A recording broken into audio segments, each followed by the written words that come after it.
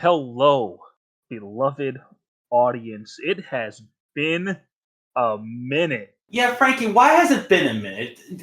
Did something partake your time by any chance? Something that you may have reviewed on a YouTube channel? I don't know. I think you do know. Maybe Spider-Man 2 came out. I don't know. There's like a video I think you want people to listen to on a certain Blade Breaker channel. Look, I may have platinumed that game within a couple of days. Pretty much, audience, we're whores, and we just pretty much want you to listen to us 24 hours. Comment below. Let me know what you guys think of my Yeah, right. It's good though, right? Oh, Spider-Man 2? Yeah. Game of the year. Absolute game of the year. I'd be shocked if it wasn't. It'll probably be Tears of the Kingdom if I'm a betting man. But you're probably right, honestly. But now let's talk about the most homoerotic vampire movie ever made. Interview with a Vampire is also a thing, but I mean, this one kind of works. It kind of works to that favor, though. It was directed by Joel Schumacher, who's known for nipples on bat suits, so. And, yeah, an Irishman trying to sing. Sing louder, sing! Pretty much. That's a different review. Well, an Austrian man also telling people to sing louder, so yeah. That's a different review for a different day. We already covered Phantom, okay?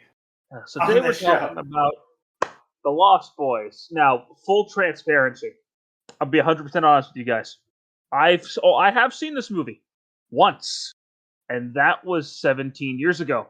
I see this movie. I watched the movie quite a bit. I love this movie. I actually saw it in theaters when it was re-released. Yeah, I just me and Hannah at least went and saw it. I got caught up in life and never got around to watching this, so I'm gonna have to take the reins, and Frankie's just gonna probably just do some witty comments as I describe the plot. Yeah, so pretty much. I'll go over the cast and directing, all that, and then I'll let you carry the plot. No, that's fine.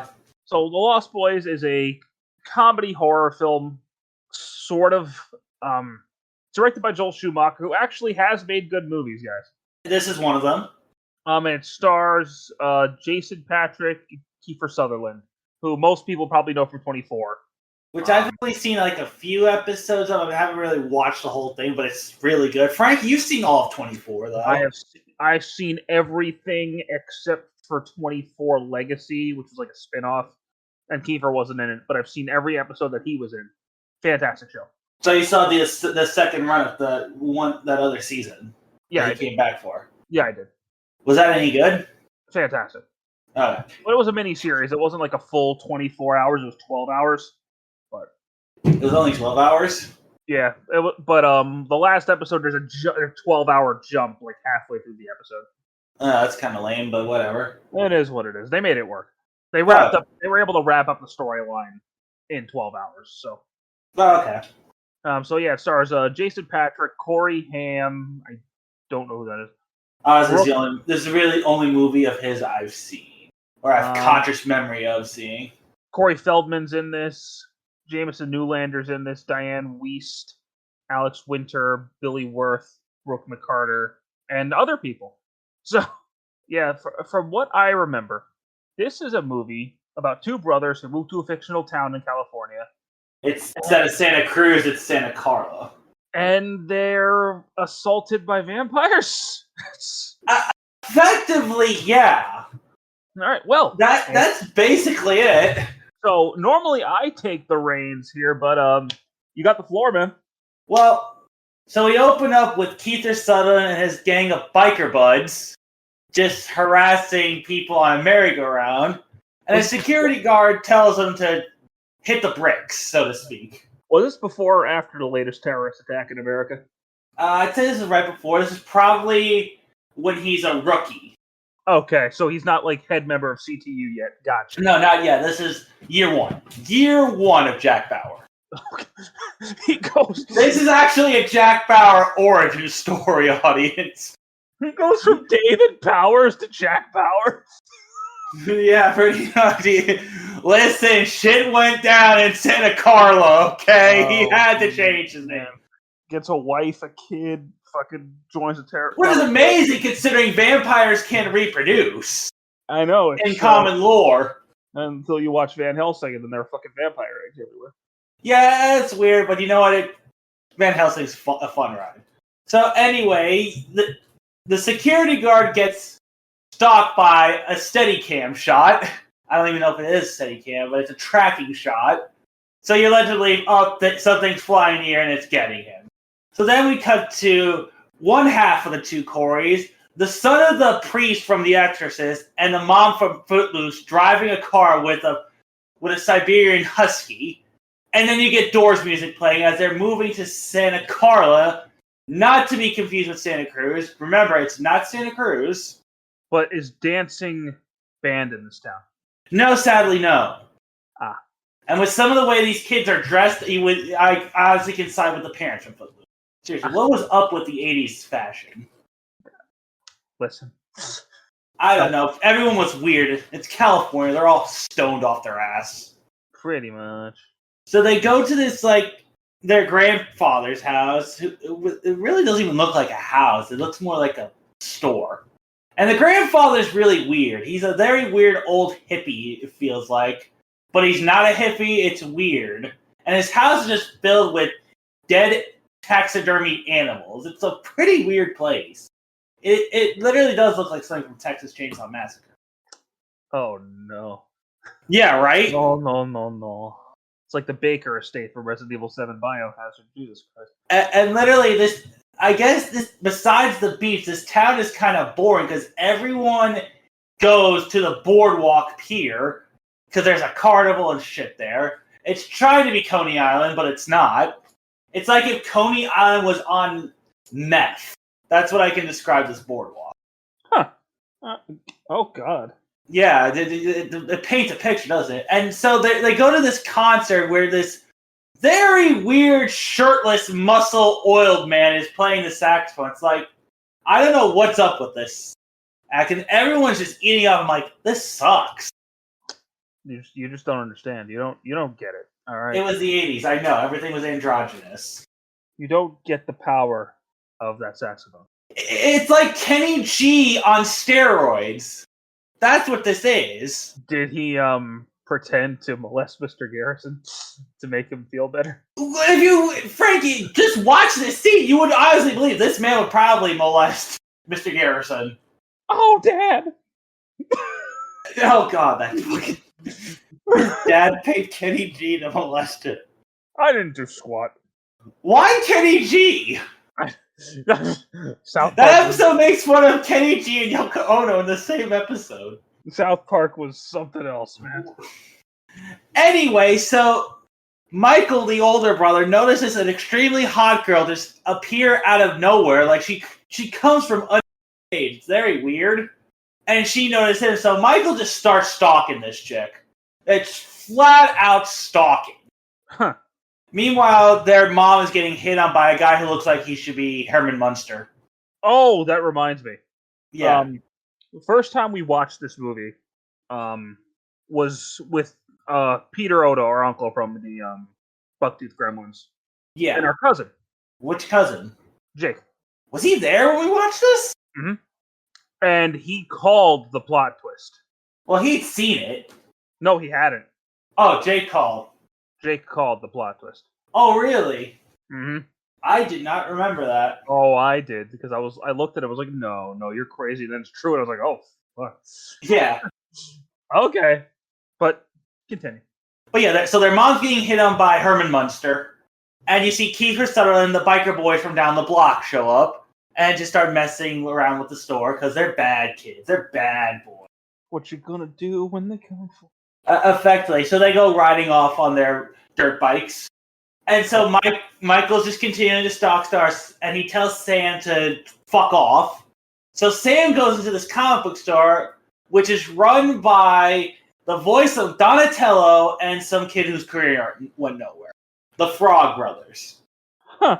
They're weird. They're really weird. They act like they're like gruff 40-year-old, but they're like 14-year-olds. It's a very weird acting choice, but it's amazing. They are something else. I love Corey Feldman's tough guy voice. I'm just like, no. Was this before or after Tommy Jarvis? This is after Tommy Jarvis. Okay. I think this is right after Goonies. Gotcha. That's another movie I've only seen once. I don't think I've ever seen Goonies in full. You've never seen Goonies? In full, I mean, I've seen bits, and I've seen the ending where they're now pirates. That's a movie that should never get a sequel. But that's, Or a remake. Hollywood. That's just how Thanos is in it. Yes, Thanos is in it. You just expect him to snap and everyone just turn to dust. It's weird. That's that's what Thanos does. Did you know, I think after the Goonies, he did a skateboard movie? Nothing about that surprises me. Thanos on a skateboard. Definitely check it out. I forgot what it's called, but it's hilariously bad. So anyway, we cut to the next night. Michael's doing the same shit again, except this time the pretty girl is talking to him, and she tells him her name is Star. Dumbass name, I know, but we're not going to judge her for it. I was gonna say something else, but I'm not. What were you gonna say? What were you gonna say? Not gonna do it. But then finally, Nothing. Oh, Cleared my throat. But finally, Kiefer Sutherland shows up and talks to Michael, and this is where the true love story is. This is the gayest thing I've seen since. Like, if you thought the sexual chemistry between Tom Cruise and the Australian guy from Cocktail was palpable, then you ain't seen nothing yet. Kiefer Sutherland and Jason Patrick literally are about to make out in every scene they're in. What about Nightmare on Elm Street Part 2? You know, I've only seen that once, and that was the time we watched it. That movie has some gay undertones, let me tell you. I don't know what has more gay undertones. This, Cocktail, or Top Gun, or Nightmare 2. Brokeback. Listen, not that there's anything wrong with being gay. You live your life, you be happy. Great for you. Don't hide it. Embrace it, guys. Come on. Don't try to play it off as something else. Embrace the gay. What about Brokeback Mountain? Well, I embraced it. Though I've never actually seen Brokeback Mountain, so actually I can't say I embraced it. They could have just done it, and for the rest of the movie, they could be just hating on each other. See, I've seen it from the perspective of the horses. So have I, actually. Run! It's one of my favorite Family Guy cutaways. But anyway, so Kiefer Sutherland seductively taunts Michael to follow them to their little clubhouse in a pretty impressive bike chase. Like, it outshines the Grease 2 bike chase. Oh, really? Something a good movie does outshine something a bad movie does. That's Yeah, exactly. But see, the thing about Grease 2 that people don't understand, and they don't understand the brilliance of it, it's a Spider-Man movie. Thank you! You know, I've told people that since we've done that review, and they just look at me all weird. I'm like, have you watched it? It's a Spider-Man movie. He's Spider-Man! That's still one of the funniest bits we've ever done. Oh, man. Something Grease 1 doesn't have Spider-Man in it. Yeah, Neither does this movie. Oh, man. That Spider-Man just makes everything better unless it's Spider-Man 3. So I missed something. Early in the film, the Frog Brothers give Sam a comic book about vampires, leading to they know something that Sam doesn't. And so after the bike chase scene and Kiefer Sutherland wants to get Michael into his bedroom, we cut to Sam's bedroom, and he has this weird poster of Rob Lowe. Everyone under the bus has made fun of it. It's just like a Joel Schumacher film, you say. Do you remember that at all, Frankie? What? The very weird placed poster of Rob Lowe in the 14-year-old's bedroom. Look, man, yeah, the movie's got gay undertones enough as is, okay? But the thing is, Rob Lowe kind of looked like Jamie Lee Curtis in that photo. It's weird. I don't know why there's a Rob Lowe poster there. Same. It's Joel Schumacher, man. Yeah. He's got to throw his little things in somehow. He does. But anyway, so spoilers, they're vampires. I'm just going to say that. If you don't know they're vampires by now, why are you listening to this review?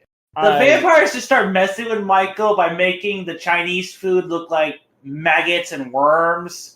Oh, God. So then Kiefer Sutherland tells Bill from Bill and Ted to get a bottle of wine, and you can just tell it's roofied. Because Keith Sutherland plays it like it's a fucking roofie drink. He plays it like he's Bill Cosby on the prowl. Oh, God. Which, honestly, Bill Cosby probably was doing that at this time period, so... Roofies Huxtable. Roofies Huxtable. It's a damn shame. That show is actually pretty decent, from what I've seen. The Cosby Show? Yeah, from what I've seen, it was actually a pretty good show. Oh, I don't know. Yeah, so Michael's just drinking, and Star pretty much tries to tell him, yeah, that's blood, dude. And he's like, yeah, sure it is. And I'm the sugar plum fairy. Chug. Like, homie just downs that bottle. Did he actually say that? No. Uh-oh. Well, he says, yeah, right. Chug. Oh, what a... So anyway, the next morning, Michael starts acting like he's just got a 24-hour hangover. At least until nightfall comes around. And then he starts acting weird. And the dog senses something's up, so... The dog's just on alert, ready to go from the minute Michael shows up. To the point where we see the 14-year-old boy having a bubble bath. All right, Joel Schumacher. All right, tone it down, Schumacher. Just come on. The dog pretty much goes all Cujo on Jason Patrick. Then he starts flying like he's Mary Poppins until he decides he's not going to fly anymore. And so he decides to run back to the cave to get some answers, but instead sees the girl and decides to get laid. Gets no answers. He's like, chick's making out of me. All right, I'm going to get laid. Look. I get it. It's a weird time to have a love scene in a film. He's like, what's going on with me? I don't know. Kiss. I mean, to be fair, is there ever a bad time to do that? I mean, but they have no chemistry. They really don't. Neither do Anakin and Padme, but people still like the prequels for some reason. I will defend the prequels. I will die on that hill. Prequels are now getting love, which I appreciate. But no, Anakin and Padme barely have any chemistry. Oh, they do. They have more chemistry than fucking Christian Grey and whatever that bitch's name was in those movies. Ugh. I've only seen the first one. I will say Michael and Star do have more chemistry than Edward and Bella. Shocking. That's shocking. Because Edward and Bella have the best chemistry ever on screen. But realistically, nothing much happens up to this point. I mean, Sam knows his brother's a vampire because he's showing all the signs. So Sam's wigging out. So they decide, everything started going down when my mom got hired at the video store by Herman Munster, who is kind of dating my mom. He's the head vampire. Apparently, the Frog Brothers are vampire hunters. Forgot to mention that. Who apparently know all about vampires. Huh. So they invite Max in thinking he's a vampire, which they should have known once you invite a vampire in, their powers would be useless, but Max isn't a vampire. He's just a normal dude. He fails all the tests, so he's not the head vampire, even though, Michael, who are you been hanging out with? Never crosses his mind to ask his older brother, who you been hanging out with? Oh, I hang out with these weird biker bums. Maybe they're vampires. They gave me the wine, and since I drank it, this shit's been going on. I mean, Michael, your new boyfriend is very clearly the head vampire, that's all I'm saying. For real. He's got to protect Keith Sutherland. Get it together. So Michael goes to confront Sutherland. They go on a little bike hunt to these, I don't know what, this weird group of people getting drunk on the beach, dancing to Walk This Way. And so the vampires just go on the kill. They tell Michael, hey, you a vampire, bro. Feed or you're dead. Eat Eric Roberts. Yeah, exactly. Eat Eric Roberts or you're dead. So pretty much Michael and Sam and the Frog Brothers go to get Star, and there's this little boy there. Like, why would you make a little kid a vampire? Because it's so random. This kid does nothing in the film. He's just a little kid.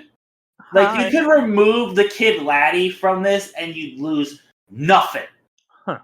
You'd lose nothing in the plot, except for one joke. Interesting. So they go back to the cave, and they get Star and Laddie. They manage to kill Bill off, although that's not his name in the film. They kill Alex Winter's vampire off. That's a different movie altogether. Yeah, but you'll never see him as anything but Bill from Bill and Ted. Okay. So they kill one with, and did you remember the vampires bleed and it's sparkly? They bleed glitter. See, this is where Twilight got it from.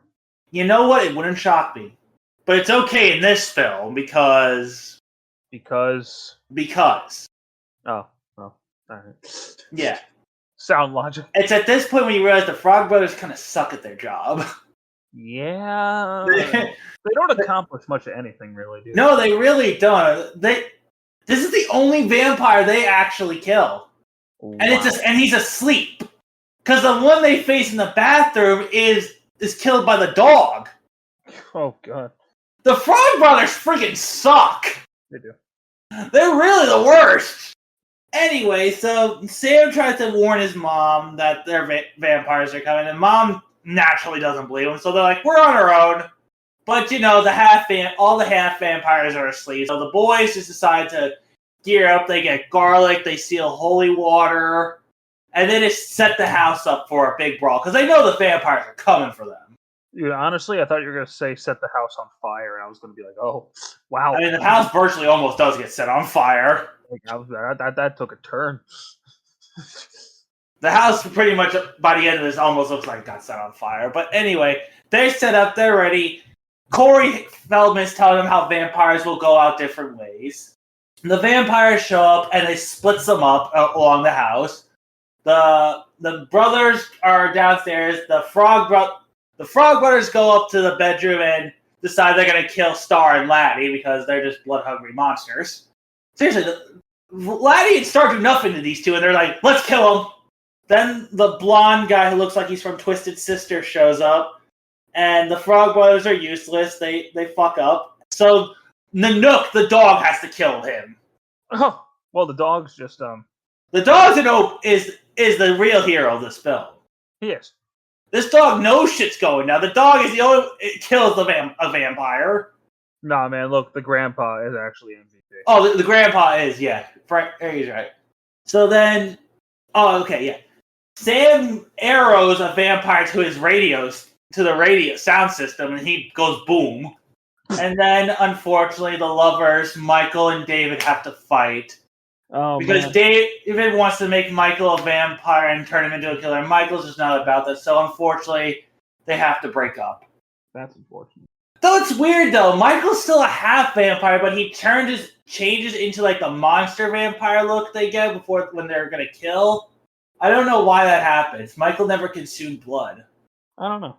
Yeah, it's weird. It's not really explained. He gets punched by David, then he just changes. And then Michael kills David, and it's very sad because David is the best character in the film. R.I.P. Jack Bauer. R.I.P. Jack Barrel. Barrel? I said barrel.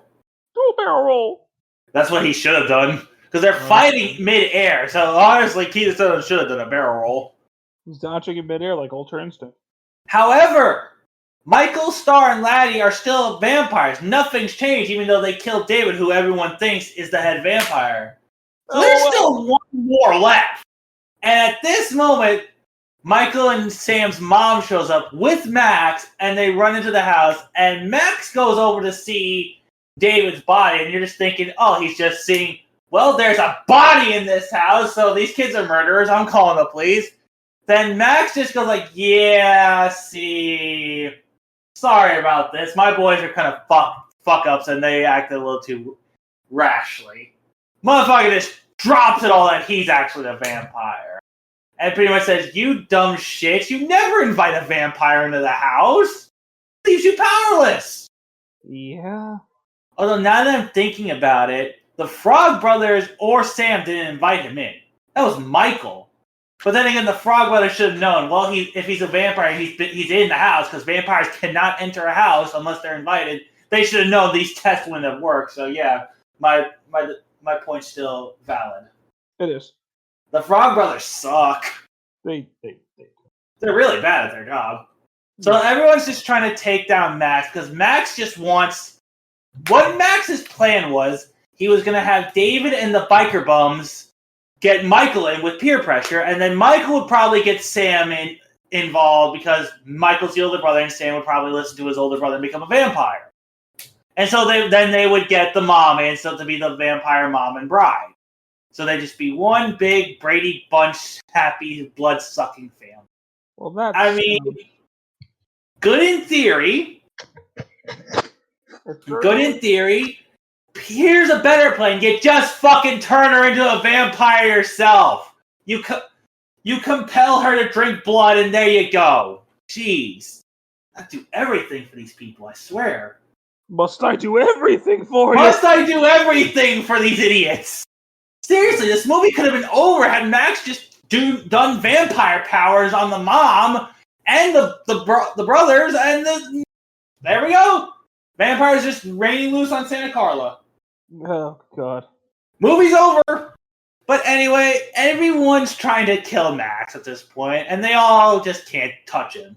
He's like the strongest thing ever. Probably because he's like, who knows how old he is. He's old enough. Probably. He's probably been around a bit. Yeah, he's been around the block once or twice. They can't stop him. Then all of a sudden you hear the grandpa's truck come in. He just backs into the house with these... Yeah, they're giant logs sharpened to be a stake. Michael pushes Max. The tree trunk impales Max. He goes flying into the chimney and explodes. So everyone's like, hey, everything's happy. We're not vampires anymore. Yay. Over the top death. It really is. Every death in this film is over the top except for Kiefer Sutherland's. He just gets stabbed by deer antlers. Kind of like, yeah, Jack Bauer has the least dramatic death. It's kind of lame. Poor Jack Bauer. It really is. Like, he should have gone out like a champ. But he didn't. No, he didn't. But anyway, the grandpa goes to the kitchen, gets his soda, and they're like, Dad? And like, the only thing I couldn't stomach about Santa Carla, all the damn vampires. So this motherfucker's been killing vampires for years at this point. And that's just how it ends. And that's how the movie ends. Cue the Doors. Well, it's Echo and the Bunnymen doing the Doors, but still. I know that was a little off the cuff, not as straight as Frankie or Annalise would have done it, but I have to do my own style when it comes to plot details. Mm-hmm. Yeah. But no, final thoughts. I love this film. It's ridiculous. It is 80s cheese, and I love everything about it. Yeah, I remember being entertained by it, but I haven't watched this. It's a fun movie. It's nothing. It's not gonna win awards. There's a reason why people remember this film fondly. Like, last time I saw this movie, I was 14, so... But I think that's the right age to see it. Better than watching Indiana Jones when you're 29 and not caring. Cuff me. Anyway. Yeah, right? Yeah, this was a simple... Well, we're releasing this 2 days or a day after Halloween. Yeah, it's we got 2 relative monster horror films in for Halloween, so that's pretty good. Yeah, I can't complain too much. Yeah, no. But yeah. I feel like this is where Kiefer got some recognition, because before this movie he was basically a nobody. Yeah, I mean, I think he did Stand By Me before, but this is pretty much what put him on the map. Put him on the map. Because after this, he did Young Guns, which is amazing. Most people, I think, are going to know him now. Jack Bauer. It's 24, but this is probably his second best known role. It might be. This and 24 are his most known performances. Yeah, yeah, definitely. I mean, people know the Coreys, I guess. They were a big thing. I know Corey Feldman. Who's the other one? This is the only movie I've seen Corey Haim in. All right. Yeah, right? All right. Diane Weiss had a pretty good career. Yeah, I don't remember the main actor at all. I don't know if he's Jason Patrick. Yeah, I don't. Done. I think he was on. I think he was in a couple episodes of Entourage, but was he? He was in the Fire movie that Vince was going to be before the director went bonkers. Oh yeah, he was. Yeah, you're right. That's really anything else I've seen Jason Patrick in. Jamie Gertz, who plays Star, was in Twister. I forgot that movie existed. It's not good. It's certainly a movie. It's a thing. I wouldn't call it a movie. It's certainly something that was made. That's for sure. It kind of illustrates the point that Philip Seymour Hoffman was kind of creepy. Yeah, it does. That, Boogie Nights, even Almost Famous, he's kind of creepy. Have I ever seen Boogie Nights? You had to have seen Boogie Nights. I'd be shocked if Petey didn't show you Boogie Nights. Is that the movie with the porn industry? Yeah. Okay, I have seen it. That's the movie where Mark Wahlberg sings the Transformers song. Oh my god, he does. Yeah, Burt Reynolds kills it in that movie. Burt Reynolds is awesome in that movie. Yeah, he is. But yeah, that's our Lost Boys review. Finally. It's finally, yeah. But I believe now it is Frankie's turn to pick a film. Yeah, it is. And I'm caught between two. So, oh boy. I'm going to flip a coin. Oh god. All right, it's heads. Anthony? What? Prepare yourself. I don't like where this is going. This is going to be definitely something. We're going to review Batman and Robin. You fuck! 2 Schumachers in a row? You fuck! You fucking fuck! Is this the first comic book movie we've done on this channel? No, we did Grease too. That's a Spider-Man movie. Oh, you're right. Oh, seriously, this is actually the first comic book movie we're doing? You fucking dick! Okay, no. Okay, we can't make that the first comic book movie we do. I'm sorry. I can't put us through that. Not yet, at least. So instead, we're going to talk about South Park, Bigger, Longer, and Uncut. I mean, with all the South Park references we do, yeah, it's fine. Yeah, I can't in good faith make Batman and Robin the first comic book movie we do. Honestly, I thought the first comic book movie we would do was the original Spider-Man. Well, I don't. Anyway, so South Park, Bigger, Longer, and Uncut is coming up next, guys. I'll enjoy watching that. So until then, thank you so much for listening, and we'll see you next time. You do realize now we're probably going to get messages from P saying you should have stuck with Batman and Robin. No, you look with Batman and Robin. Fuck you. Do your own podcast. And on that note, we'll end our show with a fuck you, do your own podcast. Oh, you're going to get shit for that. I'll see you later.